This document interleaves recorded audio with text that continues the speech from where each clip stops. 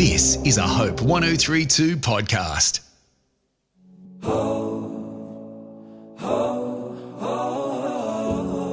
Hi, I'm Heidi Wiseman.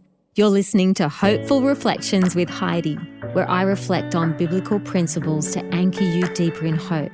I pray this message will encourage and inspire you. Filled with faith and passion for God's name, David faced Goliath, a towering 9-foot giant who blasphemed the living God. With just a stone and a sling, David triumphed over Goliath. The God we serve is capable of defeating any giants in our lives: fear, financial issues, anxiety, and doubts of faith. David, despite his lack of earthly strength compared to Goliath, knew that when the Lord fights for you, earthly strength is irrelevant. As T.D. Jakes said, Goliath didn't come to defeat David. He came to reveal him. When we trust in God's power, we need not worry about our weaknesses. As God assures us in 2 Corinthians chapter 12, verse 9, "My grace is sufficient for you, for my power is made perfect in weakness." David faced his challenges with complete trust in the character of God, not by what he could see with his eyes. He walked by faith and not by sight. Conquering by faith means you use God's weapons.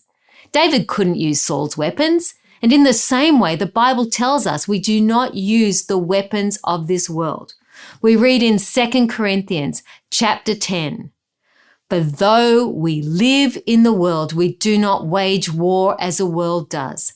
The weapons we fight with are not the weapons of the world. On the contrary, they have divine power to demolish strongholds." 2 Corinthians chapter 10, verses 3 and 4.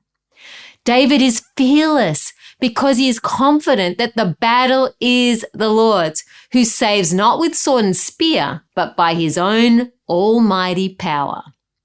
When we face overwhelming circumstances, shifting our focus from the battle to God's promises allows him to take control of the outcome. Just as God used the battle with Goliath to not only reveal himself, but to also reveal a young David, he can use our challenges to reveal himself and strengthen our faith.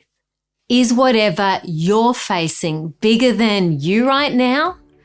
Trust God's power. Don't worry about your weakness. Remember God's faithfulness in the past.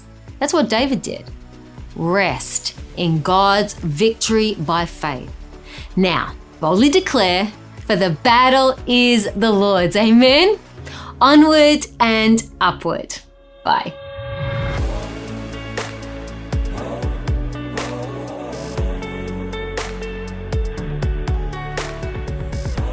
Thank you for listening to Hopeful Reflections with Heidi.